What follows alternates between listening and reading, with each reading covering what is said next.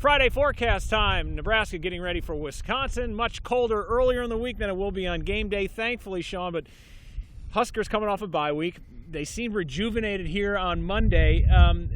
Looking ahead, they've got 3 games, got to win 2. Why not against Wisconsin? Yeah, this season, Andy, has been so unpredictable. I mean, Nebraska really is as close to being 6-3 or even 7-2, but here we are, 4-5. They've had 3 double-digit type leads they've blown this year in losses, and here the Badgers come in. Physically, you got to think they're a little beat up after a really, really tough game against Iowa. Before that, off a bye week, they played Ohio State and then lost to Illinois. So, they're getting, I think, the Badgers at a better time. There's more tape out there. Nebraska's coming off their own bye. So there's a lot there that, maybe optimistically, Nebraska's got a few things going for them. Well, the one thing going against Nebraska is stopping the run, and Jonathan Taylor, he's one of the best backs in not only the Big Ten but the country. Yeah, when you look at Taylor, he's hurt Nebraska as much as any player in recent years since probably Melvin Gordon, other than Monty Ball before that. Right. Yeah. Is it Monty or Monte? Monte, yeah. But you look at the history of these Badger running backs, he's had 470 yards on 49 carries in 2 meetings, 5 touchdowns as well. What's different about this game is the Badgers won't run the zone read, the RPO. So you know what they're doing when they're back there.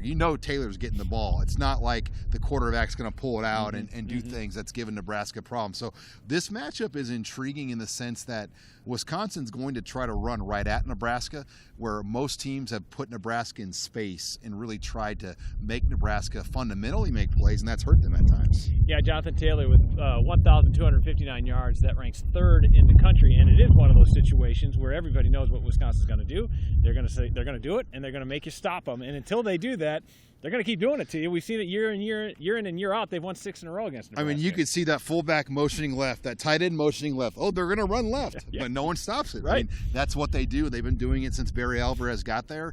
They execute at a high level. And what's interesting is the style of play, no one else does it, so it's hard to prepare for. It's hard to scout team for it. And it's hard to prepare for when they have NFL linemen facing across the ball there. And, don't sleep on their defense. Wisconsin is ranked in the top 10 in almost every major defensive category. Yeah, that is really what I thought has turned their program. They've always had a solid offense, but when Dave Aranda got there and they switched to 3-4, and obviously he's now at LSU, but they've kept those 3-4 principles there. And Wisconsin has been top 10 defense really every year since Aranda got to Madison years back. Yeah, they're ranked 2nd in the country in total defense. Jim Leonard, a former Badger, leading that crew. For Nebraska, what did they learn on their bye week, and what do they hope to take away from that Purdue experience? I think the bye week was as much about mental as physical, and you saw Nebraska. I think their players got a chance to kind of regroup. The players got their legs back. They said on Friday they didn't run them as hard into the weekend.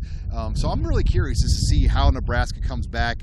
I think they'll be a more refreshed football team. Yeah, and do you get the sense, I know that there's a lot of Husker fans maybe have jumped off this bandwagon, so to speak, at this point. They're already looking towards 2020, but there's still something to play for if you're one of the older guys, even some of the younger guys saying Monday that they want to build the foundation for years to come. Yeah, and you got to find a way to steal one. I mean, with Wisconsin and Iowa, no one's going to give you a chance. Can you steal one of these games? And obviously you got to win at Maryland. I mean, there's still something to play for at this point. I know it doesn't feel good.